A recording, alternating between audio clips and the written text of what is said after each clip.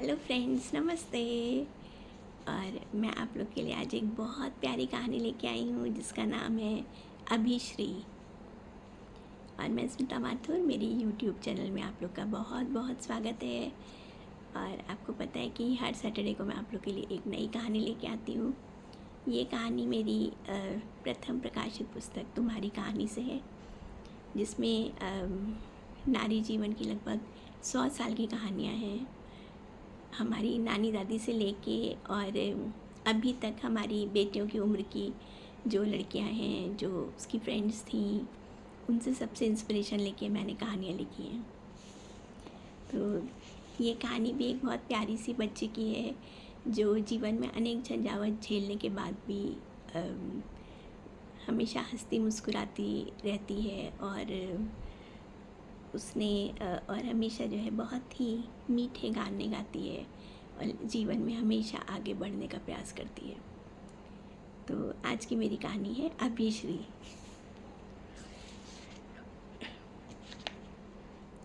वह बड़ी प्यारी सी थी, गहरा भूरा सा रंग और कुछ कुछ दूर पर छोटे छोटे दांत।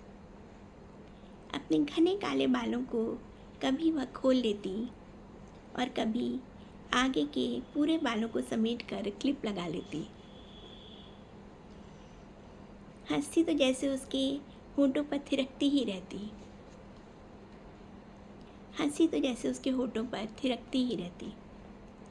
हाथों में टेप और रंगीन चिकने कागज़ थामे वह चार्ट बनाती और ऊंचे स्वरों में बंगाली गीत भी गाती जाती।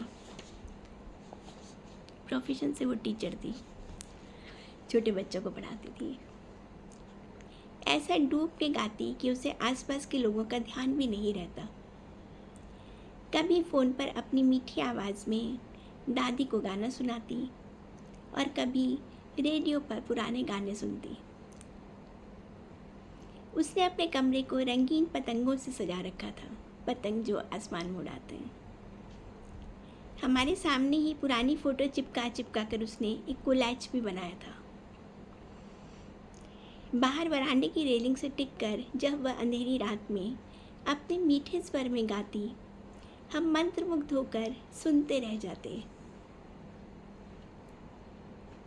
ऐसा लगता जैसे शांत बह रही नदी की लहरों में कोई नाव मंथर गति से धीरे धीरे चली जा रही है।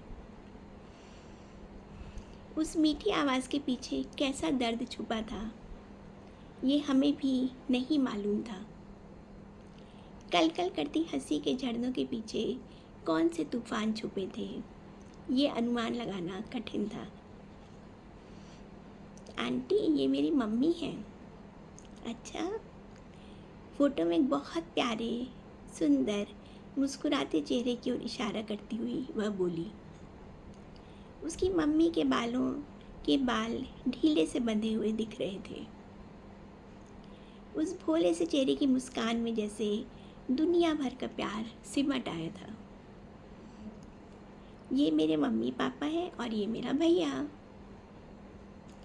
फ़ोटो में चश्मा लगाए बहुत सीधे से दिखने वाले पापा, जिनके चेहरे से बुद्धिमत्ता झलक रही थी, और 4-5 साल का भैया। मेरे पापा ने आईआईटी खड़गपुर से बीटेक किया था। ओह, आईआईटी खड़गपुर से? इट मीन्स वो तो बहुत इंटेलिजेंट रहे होंगे। उस ज़माने में आईआईटी पास आउट मतलब बहुत ही इंटेलिजेंट पर्सन। उस फ़ोटो में वे सब किसी पुलिया पर बैठे दिखाई दे रहे थे। भैया पापा के पास, फिर मम्मा, और मम्मा की गोदी में अभिश्री बैठी थी। छोटी सी बच्ची, बस 6 महीने की दिखाई देती थी। मेरे भैया 27-28 साल का है और विपश्यना से जुड़ा हुआ है। बहुत ही सात्विक और धैर्यवान। दादा दादी ने ही हम दोनों भाई बहनों को पाल कर बड़ा किया है। और फिर उसके जीवन का दर्द मुझे अपनी बेटी से सुनने को मिला था। जब अभिश्री छोटी सी 6 महीने की थी, तब किचन में गैस सिलेंडर लीक करने से उसकी माँ की साड़ी में आग लग गई थी। और उनको बचाते बचाते पापा भी उस भीषण अग्नि से नहीं बच पाए थे।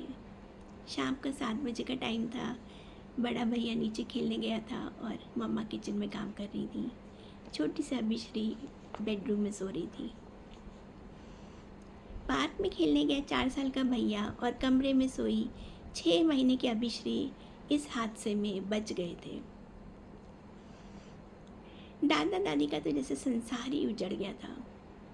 ऐसे पढ़े लिखे सुंदर बेटा बहू जिंदा जलकर अपने पीछे दर्द की एक दास्तान छोड़ गए थे। दादा दादी की समझ में नहीं आ रहा था कि वह इकलौते बेटा बहू के लिए रोएं कि नासमझ बच्चों को संभालें। दिल पर पत्थर रखकर उन्होंने इन नन्हे नन्हे बच्चों को कलेजे से लगा लिया था। बेहद कठिन दिन थे वह। एक तरफ ही नादान बच्चे और दूसरी ओर बेटा बहू की यादें। उन पर जब इन अबोध बच्चों के लालन पालन की जिम्मेदारी का बोझ उम्र के उस मोड़ पर आन पड़ा था जब वे अपनी उम्र के लगभग 6.5 दशक पार कर चुके थे। 65-66 की उम्र थी उनकी और सामान्य परिस्थितियों में शायद वे खुद बेटा बहू पर निर्भर रहते। लेकिन दादा दादी ने अपना कर्तव्य पूरा करते हुए कभी भी बच्चों को माँ बाप की कमी नहीं खलने दी।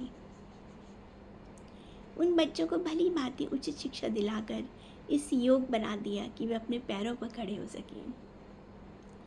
ये उन्हीं के दिए संस्कारों का फल था कि दोनों बच्चे इतने होशियार और रचनात्मक निकले। और कुछ ईश्वर का ऐसी अनुकंपा थी या उनकी विल पावर थी कि जब तक दोनों बच्चे बड़े नहीं हो गए, जॉब नहीं करने लगे, तब तक दादा दादी दोनों रहे और उन्होंने बच्चों को बहुत अच्छे से पाला और प्यार दिया और बच्चों ने भी उन्हें उतना ही प्यार और आदर सम्मान दिया।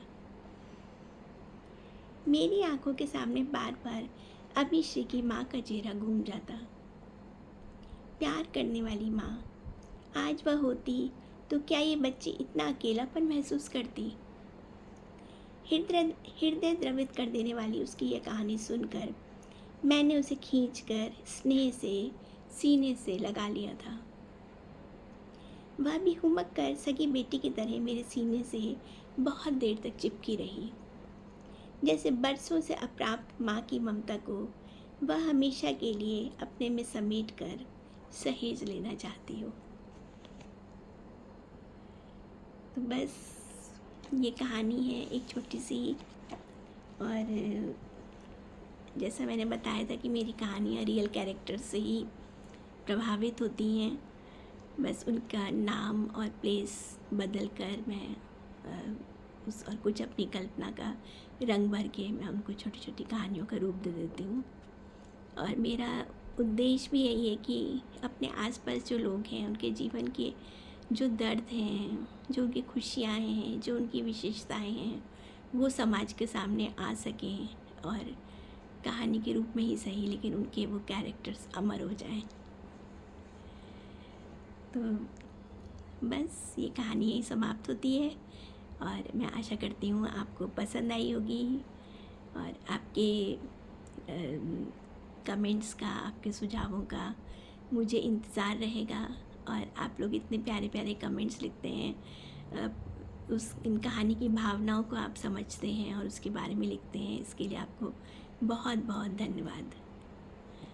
तो मैं स्मिता माथुर, और अगर आपको मेरी कहानियाँ और अनुभव पसंद आए तो प्लीज़ मेरी YouTube चैनल को सब्सक्राइब करिए और अपने फ्रेंड्स और रिलेटिव्स के साथ शेयर करिए और ऐसे ही सुनते रहिए मेरी कहानियाँ। सुनो कहानी में।